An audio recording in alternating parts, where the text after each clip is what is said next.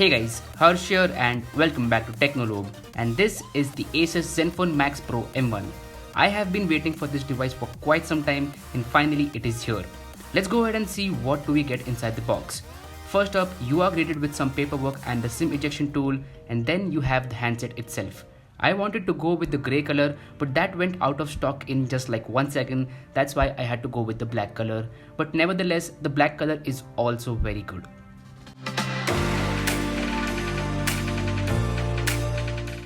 Next up, inside the box you get the charging cable and the charging brick itself. Now this one is a micro USB cable. This phone does not come with a USB type C port, but that is okay. Like the competition also has a micro USB port, that's the Redmi Note 5 Pro, so that doesn't matter. The USB brick is supposed to be a 10 watt fast charger, but considering the massive 5000 mAh battery that this phone comes with, I don't think it's gonna give you very fast charging. You can expect charging times around 2 to 2.5 hours. That is like the minimum charging time. Other than that, inside the box you also get a Max box, which is supposed to amplify the sound of this device. So it is just a cardboard piece which is supposed to amplify the sound of this device. I haven't used it yet. I will use it, I will test it out, and I will tell about it in my future videos. Now let me go ahead and quickly set up this device.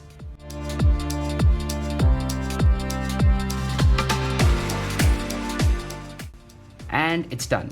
So as you can see, this device comes with Android 8.1, and one good thing is that it comes with stock Android. Like there are very few customizations by Asus, which is a very big thumbs up from my side. Now let me give you a quick overview of the specs of this phone. So the Asus Zenfone Max Pro M1 comes with a Snapdragon 636 processor.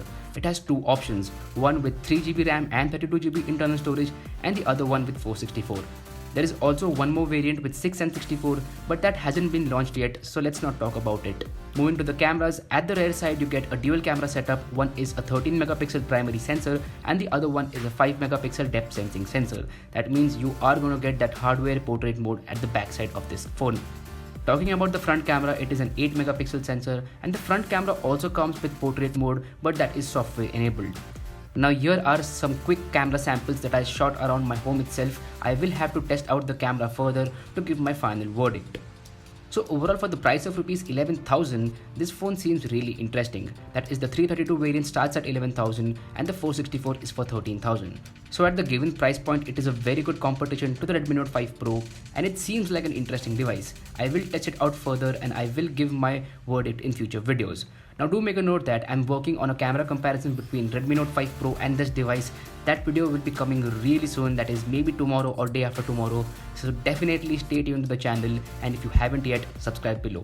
If you like this content, then go ahead and smash that like button, and also make sure to follow me on all my social media platforms. All the links, as always, are available in the description box below. My name is Harsh Punjabi. I'll see you guys in the next one.